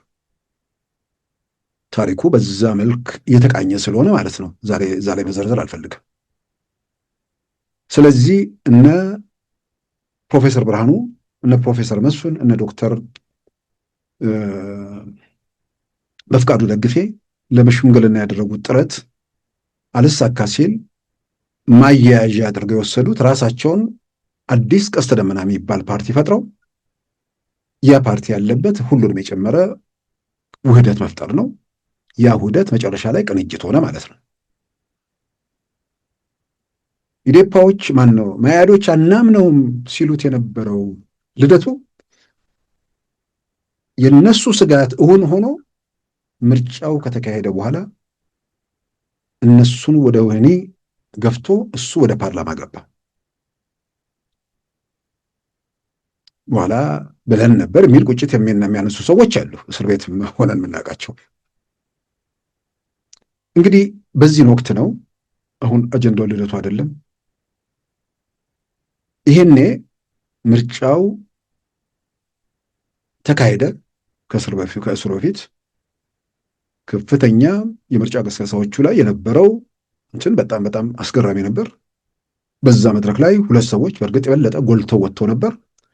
ፕሮፌሰር ብርሃኑና ልደቱ ከፍተኛ ሰው ላይ ተስፋ የነበረበት የምርጫ እንቅስቃሴ ነበር። ያ የምርጫ እንቅስቃሴ ተከትሎ መጨረሻ ላይ የምርጫው ውጤት ሲታወቅ፣ ምርጫው በኃይል ሲቀለበስ፣ ውዝግቦች እየተካረሩ ቀውሱ እየበረታ ሲመጣ ብዙ ሽምግልናዎችም ተደረጉ። መጨረሻ ላይ ቤት የመቀመጥ አድማ የሚባሉ ብዙ ነገሮችም ነበሩ። በተለይም በቅንጅቶች እንዲሁም በህብረት በኩል በጋራ በተለይ ቅንጅቶች ነው በእርግጠኛ መሆን የምናገረው። የምርጫው ውጤት ተቀልብሷል የሚለውን ዛሬ ላይ ያኔ ያልነበረ ሰው፣ ታሪኩን የማይከታተል ሰው ታሪኩ ዝም ብሎ ሲነገረው ይገባዋል እንዴት እንደተቀለበሰ። የምርጫው ቆጠራ ሲጠናቀቅ ኢህአዴግ ወይ ደግሞ ህወሓት የሚፈልጋቸው ሰዎች ያልተመረጡበት ቦታ ላይ ለምሳሌ ኦሮሚያ ክልል ኢታያ ምርጫ ክልል ልክ የምርጫው ውጤት ሲታወቅ ታጣቂዎች መጥተው ኮረጆውን ዘርፈው ሄዱ፣ መንግስት የላካቸው። ስለዚህ የምርጫ ውጤት አይታወቅም ተብሎ እንዲደገም ተደረገ። ውጤቱን ደግሞ ቶሎ ይፋ ያደረጉ ለምሳሌ ወሎ ቡግና ምርጫ ክልል አቶ በረከት የተወዳደሩበት ማለት ነው። አቶ በረከት ተሸነፉ። ውጤቱ ኦልሬዲ ይፋ ሆኗል። መደበቅ መስረቅ የሚችሉበት እድል አልነበረም። ከዛ ምንድን ነው የተደረገው? ምናልባት ህወሓት ይሁን ኢህአዴግ ይሁን እድሜ ልካቸው የሚሸማቀቁበት ይመስለኛል። ተቃዋሚዎች ምርጫውን ስላጭበረበሩ መንግስት የሆነው አካል ገዢው ፓርቲ ረበር ስታምፕ የሚባል ምርጫ ቦርድ ያቋቋመ አካል የተናገረውን የሚያጸድቅለት ምርጫ ቦርድ ያቋቋመ አካል ተቃዋሚዎች አጭበረብረውኛልና ቡግና ወረዳን ጨምሮ የተለያዩ ቦታዎች ምርጫ ይደገም ብሎ ምርጫ ተደግሞ አቶ በረከት ፓርላማ እንዲገቡ ተደረገ።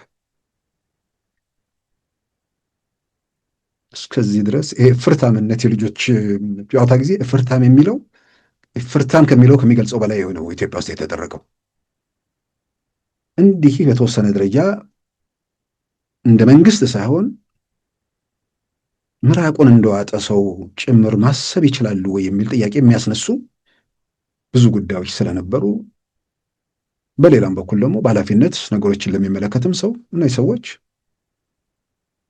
ታግለው መጡ። 14 ዓመት 13 ዓመት አካባቢ ስልጣን ላይ ቆዩ። 14 ዓመት ለክፍለ ዘመን ነበር ስልጣኑን የሚያስቡት። ከትግራይ ወደ ሸዋ ስልጣን የሄደው በህገ ወጥ ነው ብለው ያምኑ ስለነበር በተለይ አፄ ምኒልክ ላይ ያላቸው ምርር ያለ ጥላቻ ከዛ የመነጨ መሆኑን በተለያየ መንገድ መረዳት ይቻላል። ስለዚህ አሁን እነሱ ኢትዮጵያ ደሂታ ችግር ሰፍኖ ጦርነት በርክቶ ከዚያ ዙሪት እንዴት እንውጣ የሚለው ነገር ሳይሆን በወቅቱ ሲያሳስባቸው የነበረው ከትግራይ ወደ ሸዋ ሄደ ዙፋን አለ፣ እሱን አስመልሰናል፣ ተመልሶ ከእጃችን አይወጣ አጥብቀን ይዘናል። እሱን የማረጋገጥ ስራ ውስጥ ነበሩ። የትግራይ ህዝብ ይለፍለት፣ ሌላው ኢትዮጵያ ህዝብ ይለፍለት፣ እሱ ጉዳያቸው አይደለም። እነሱ ዙፋኗን አጽንቶ መቀጠል ነው። ዝም ዙፋንን አጽንተ ለመቀጠል ሰው ተስፋ ሊኖረው ይገባል። ህይወት መቀጠል አለበት። በባርነት በጭቆና በአፈና ውስጥ ህይወት የለም። አንዳንዶች ዛሬ ላይ ሆነው ሰላም ነበር ይለኛል። የመቃብር ውስጥ ሰላም፣ የመቃብር ውስጥ ሰላም አይደለም። በዛ መልክ ለመቀጠል የፈለጉ ሰዎች ያሰቡት ለ100 ዓመታት በአንድ መድረክ ላይ ነፍሳቸውን ይማርና በአንድ ወቅት የማስታወቂያ ምክትል ሚኒስትር የነበሩት በኋላም ቃል አቀባይ የነበሩት ወይዘሮ ነጻነት አስፋው ጀርመን ኤምባሲ ይመስለኛል አንድ መድረክ ላይ ለሚቀጥለው 95 ዓመት አካባቢ 2 ዓመት ሲቀር ነው ለሚቀጥለው 100 ዓመት ኢትዮጵያ ውስጥ ኢህአዴግን የሚተካ ፓርቲ አይኖርም ብለው ኤምባሲው እዛ መድረክ ላይ እዛ ከሰዎች ጋር ሲነጋገሩ ተሰምቷል። ያን ያህል መታበይ ያን ያህል እንትን ነበር። ግን በዚህ መልክ የሚያስቡ ሰዎች ድንገት ሁሉ ነገር ከእጃቸው ሲወጣ ምርጫው ነፃ ይሆናል፣ መድረኩ ይከፈታል፣ እስከዛሬ ድረስ አፈና የነገሱት እናቶ ስዬ አብርሃ፣ እናቶ ተወልደ እና ሌሎቹ የተባረሩት ናቸው እንጂ እኔ ዲሞክራሲያዊ ነኝ የሚለውን መልእክት ለማስተላለፍ አቶ መለስ ከደህንነት መረጃ ይልቅ የካድሬ መረጃ መሰረት አድርገው ህዝብ ይደግፈኛል የሚል መታበይ ውስጥ ገብተው መድረኩን እንደከፈቱት ከዚህ መረዳት ይቻላል። በደንብ ነው የለቀቁት። በኢትዮጵያ ታሪክ እስከ 1997 በነበረው ኢትዮጵያ ታሪክ ምርጫ የሚባል ነገር ኢትዮጵያ ውስጥ ተደረገ። ውጤቱን ደግሞ በደም አረከሱት እንጂ። ስለዚህ በዛ መልክ ሲያስቡ የነበሩ ሰዎች መረጃቸው የተዛባ በመሆኑ ህዝቡ እንደማይፈልጋቸው በምርጫ ሲገልጽላቸው በአንድ ጊዜ ሰማይ እንዲደፋባቸው አይጠበቅም። ይደነግጣሉ፣ ይሸበራሉ። ስለዚህ በቃ ያላችሁትን የሰጣችሁንን የምርጫ ውጤት እንውሰድ፣ ነገር ግን እስከሚቀጥለው 5 ዓመታትም ስልጣናችሁን አረጋግጣችሁ ቀጥሉ። የዛሬ 5 ዓመት ግን ወደ ምርጫ ስንመጣ ተመሳሳይ ነገር እንዳይፈጠር ብሔራዊ ምርጫ ቦርድን ነፃ አድርጎት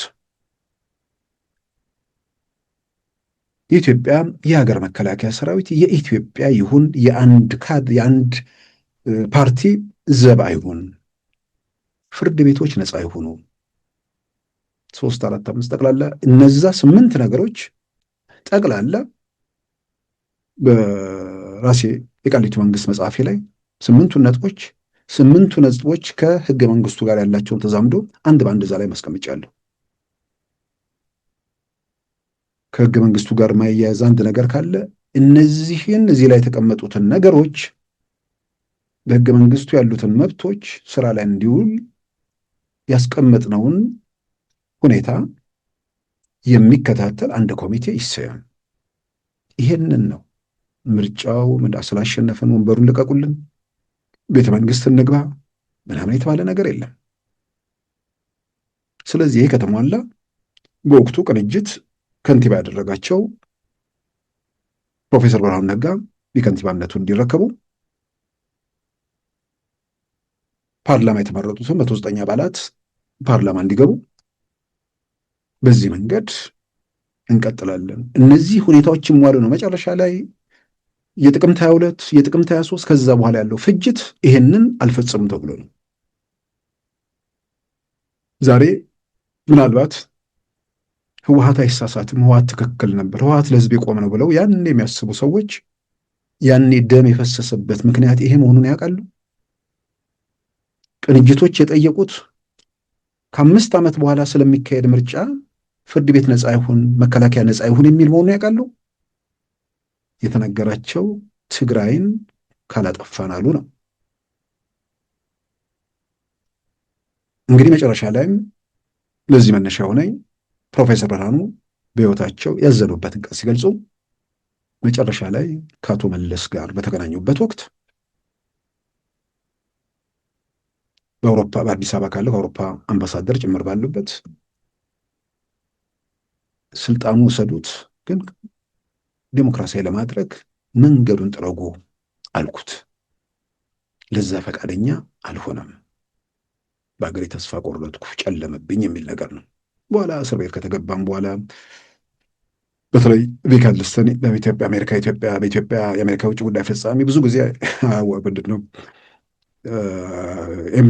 እስር ቤት እየመጡ እነ ፕሮፌሰር ብርሃኑን ያነጋግሩ። በተለይ ፕሮፌሰር ብርሃኑን ከንቲባነቱን ቦታ እንዲረከቡ ብዙ ደክመዋል። ፕሮፌሰር ብርሃኑም አጠቃላይ ፓርቲውም የከንቲባነቱ ጉዳይ ሳይሆን የያዙት የከንቲባነት ቦታ የኢትዮጵያ ዴሞክራሲያዊ ሂደት አካል ሆኖ ነገን ማስተካከል ካልቻለ የሆነ 5 ዓመት ያውም ደግሞ የከንቲባነቱ ቦታ ልክ ቅንጅት ሲያሸንፍ አንዳንድ ተቋማትን ወደ ፌዴራል ተወሰደ። አስገራሚ ነው እኮ የሆነ ነገር ስትጫወት ቆይተ ለዋንጫ ተጫውተ ልክ ስታሸንፍ ዋንጫው የወርቅ ሳይሆን ከዛሬ ጀምሮ የነሐስ ይሆናል የሚል እንትን ነው የሆነ የኢህአዴግ ምርጫ ክልል ውጤት። ልክ ቅንጅት አዲስ አበባን ሲያሸንፍ የአዲስ አበባ ትራንስፖርት ቢሮ፣ የአዲስ አበባ ፖሊስ ጨምሮ አንዳንድ ተቋማት ከዛሬ ጀምሮ የፌዴራል ይሆናሉ ተባለ። ብቻም አይደለም፣ ልክ ቅንጅት አዲስ አበባን ሲያሸንፍ መሬት በአቶ አርከበ ከንቲባነት ተሸንሽኖ ታደለ። እዛች የሽግግር ምናምን ጊዜ ማለት ነው። እና ያ ጊዜ ያ ሁኔታ ምናልባት እንደተባለው ከ5 ዓመት በኋላ የተባለው 97 ማለት ነው። ከ5 ዓመት በኋላ ማለት 2002 ዓመተ ምህረት ነው። ጠቅላይ ሚኒስትር መለስ ያረፉት 2004 ዓመተ ምህረት ነው። የዛን ጊዜ ከማንም በላይ ምንም የመወሰን ሙሉ መብትና ስልጣን የነበራቸው ሰው ነበሩ። ማንም ሊያስቆማቸው ማይችል ፈላጭ ቆራጭ ሆነን ለመናገር የነበረውም ሰው ደግሞ ከእርሳቸው ጋር በፍጹም የሚነጻጸር ሰው አልነበረም። የፈቀዱትን የፈለጉትን የማድረግ ሙሉ መብትና ስልጣን የነበራቸው ሰው ነበሩ። ያንን አድርገው ቢሆን ኖሮ ዛሬ ታሪካቸው ሌላ ይሆን ነበር። የእርሳቸው ታሪክ ሌላ መሆኑ ብቻ ሳይሆን ኢትዮጵያ እንዲህ አይነት አረንቋ ውስጥ ቀጥላ ደግሞ እንዲህ አይነት ሌላ መንገታገት ውስጥ አትዳክርም ነበር። ያው አሻግሮ ማየት እንዳታይ ያው ጥላቻም ዘረኝነትም ምናምን የሚጋርዳቸው ነገሮች አሉ። ስለዚህ የፕሮፌሰር ብርሃኑ ማዘን ያዘንኩበት ቀን በሚል ያንን መግለጻቸው ወቅቱን ለሚያስታውስ ሰው ይገባዋል።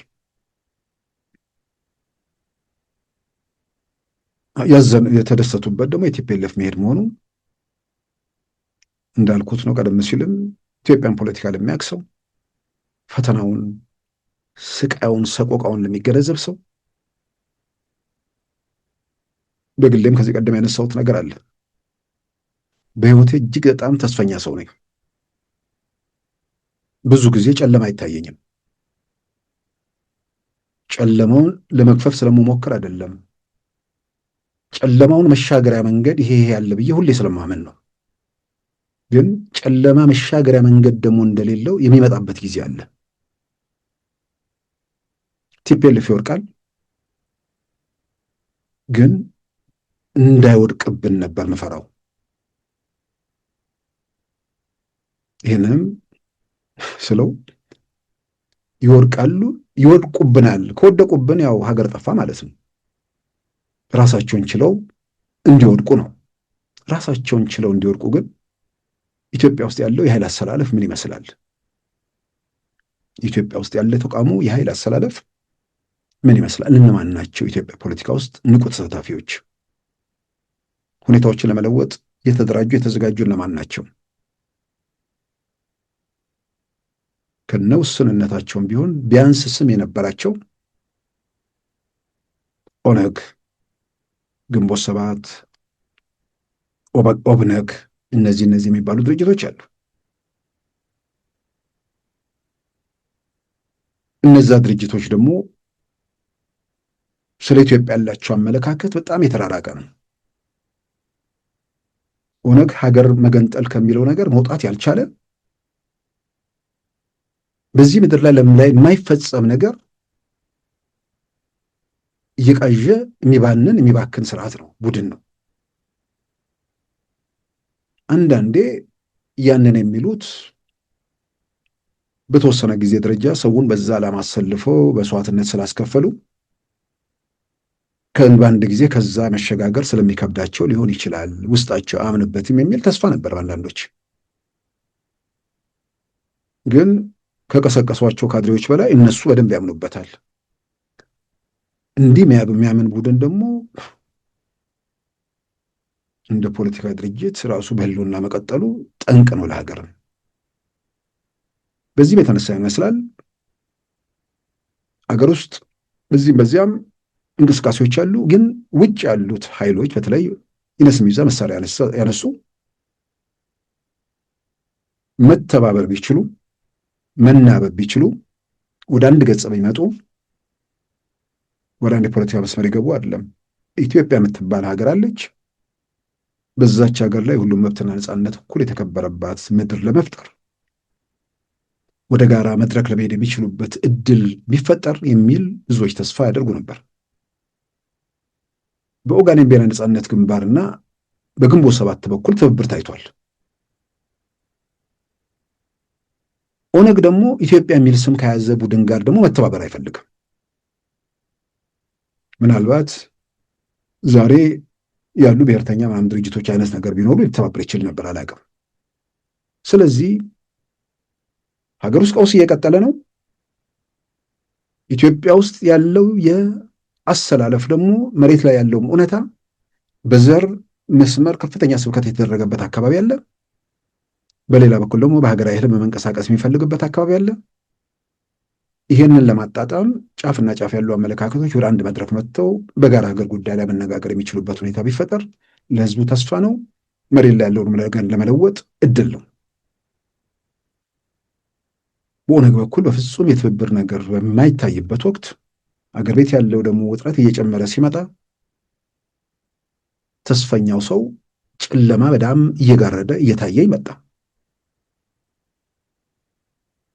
ከዚህ ቀደምም አንስቼዋለሁ። ሀገር አልባዎቹ ሶማሌዎች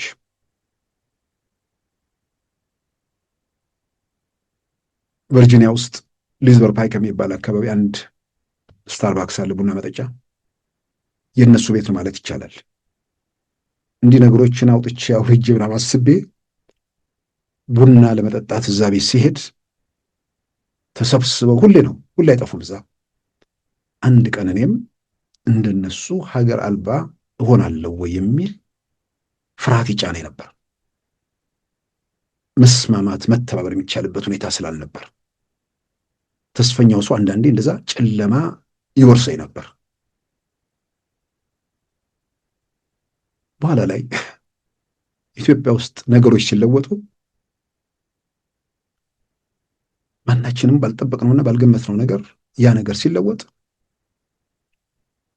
በወቅቱ ፖለቲካው ላይ ለውጡ ላይ ሚና ከነበራቸው ሰዎች አንደኛው በኋላ ደውለውልኝ ሳነጋገር የመጀመሪያ ከአንደበት የወጣው ቃል ሀገር እንዲኖረን ስላደረጋችሁ እናመሰግናላችኋለሁ ነው ያልኩት። ምናልባት ሌሎቹ ስለራሳቸው ሚና አውርቶ ሊሆን ይችላል። ፍርሃት ነበረኝ፣ ጭንቀት ነበረብኝ። ያንን ነገር ከውስጥ ሆነው ነገሩ የለወጡ ሰዎች ሳገኝ ለኢትዮጵያ ብቻ አይደለም በግል ጭምር ሀገር አልባ ሆኜ እንዳልሰደድ እንዳልንከራተት እድል ሰጥተውኛል ብዬ የማመስገን ነገር ውስጥ ነበርኩ። ያንን የጭንቀት ያንን የመከራ ጊዜ ያላየ ሰው ያንን ፈተና በስጋት የዕለት ተዕለት ህይወቱ አድርጎ ያልገመገመ ሰው ዛሬ ያለውን ብርሃን ሊታዩ አይችልም። ዛሬ ጨለማ ሊያወርሱን የሚሞክሩት የጨለማው ማህበረተኞች ናቸው። ዘረኞች፣ በየመንደሩ በየሰፈሩ የተኮለኮሉ ጥያቄያቸውን ቦሉ ምን እንደሆነ የማይታወቅ ከስልጣን ፍላጎት ባሻገር ነገሮችን ማዩ የማይገኝ ስልጣን እያሰቡ ዝም ብለው የሚከነከኑ ሸኔ፣ ፋኖ፣ ህወሓት ምናምን የሚባል ቡድን ነው ኢትዮጵያን ከብርሃን መንገድ አውጥቶ ጨለማ ለማልበስ የተራወጡት ትርጉም ባለው ሁኔታ እሱም ተሰብሯል። በዛው ኢዜማ ባዘጋጀው መድረክ ላይ ፕሮፌሰር ብርሃኑ ያሉት ነገር አለ። ተስፋቸውን ነው እዛ መድረክ ላይ ብሳቸው የሚያነሱት። አይኑን ለገለጠ ነገሮችን ላነበበ የመጣንበትን ያለንበትና የምንሄድበትን አሻግሮ ለሚያይ ሰው ኢትዮጵያ የጨለማውን ዘመን እየረታች የብርሃን መንገድ ውስጥ መሆኗን ለማንም የታየ የሚታይ የሚገለጥ ነው። አይኑን ለገለጠ ማለት ነው። ሰፈራቸው መንደራቸው ለቆሙ ሰፈር መንደር የቆሙ ሰዎችን ዘውትር ለሚከታተሉ እግዚአብሔር ፈውስ እስኪያመጣላቸው ድረስ ከዚህ ጨለማ ውስጥ ሊወጡ አይችሉም። በአጠቃላይ ፕሮፌሰር ብርሃኑ በሳምንቱ መጨረሻ የኢዜማ አመራርነታቸውን በለቀቁበት መድረክ ላይ እዛ ላይ የተነሱትን ነጥቦች መሰረት አድርጌ በዋናነት ሂጃለሁ። የጀነራል ታደሰን ወረደን ጉዳይ እሳቸውን ከስልጣን ለማድረግ ለማንሳት የሚደረገው ሙከራ ከሰዓት አንጻር ብዙ ልሄድበት አልችልም። ነገር ግን የትኛውም አይነት እንቅስቃሴ ጀነራል ታደሰን ኢትዮጵያ ፌዴራል መንግስት ጠቅላይ ሚኒስትር ሚኒስትሮች ምክር ቤት ባጸደቀው ደንብ መሰረት የሾሟቸው ሰው ናቸው። እርሳቸውን ለማንሳት የሚደረግ የትኛውም እንቅስቃሴ የፕሪቶሪያ የሰላም ስምምነት ለአንዴና ለመጨረሻ ጊዜ መደምሰስ ስለሆነ የኢትዮጵያ መንግስት የትኛውንም ነገር እርምጃ ለመውሰድ መንገዱ የተመቻቸና ዓለም አቀፉም ማህበረሰብ በአስር ጣቱ ይሁንታ የሚሰጥበት መድረክ መሆኑን ማረጋገጡ ወይ ደግሞ ያንን ዕድል የሚፈጥር መሆኑን ማስገንዘቡ አስፈላጊ ነው። የዛኑ ያህል ደግሞ ጥይት በሌለበት ህወሓት ተፈረከሰ ከምንለው በላይ ወደ ብናኝነት እየተቀየረ እየሄደ እያየ ነው ስለሆነ ያ ደግሞ የትኛውም አይነት የሚካሄዱ እርምጃዎች ወደ ህብረተሰቡ ለሚያደርሰውን ጉዳት የመቀነስ እድልም ስለሆነ ከዛም አንጻር በጣም ውጤታማ ይሆናል ብዬ አምናለሁ። ከኤርትራ ጋር ያለው ነገር ጥረቶች ለዚህም በዚያም አሉ የሚል ነገር አሉ። ለእነሱም አይናቸውን ገልጠው ለመፍትሄው መንቀሳቀስ ነው። በቆምክበት በትላንት መንገድ ሀገር አይቀጥልም። የሚራመድ ተስፋ ያለው ሀገር ከጎረቤት አለ። ያንን ተስፋ ተጋርቶ በወንድማማችነት ተደጋግፎ መሄድ ነው ምርጫው፣ አማራጩ ይሄ ነው። በዚህ ላይ እንግዲህ አጠንክሮ መሄዱ አስፈላጊ ነው ብዬ አምናለሁ። ክቡራን ተመልካቾቻችን የዛሬ አርብ መጋቢት 4 2018 ፕሮግራማችን በዚሁ ተጠናቋል። ጤና ይስጥልን።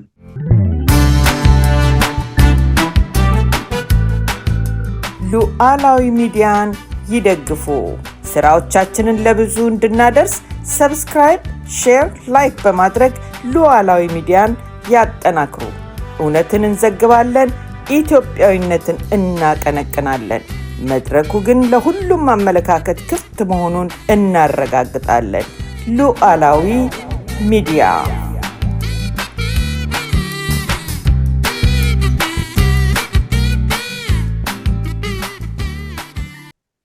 የዛሬ አርብ መጋቢት 4 2018 ፕሮግራማችን በዚሁ ተጠናቋል። ጤና ይስጥልን።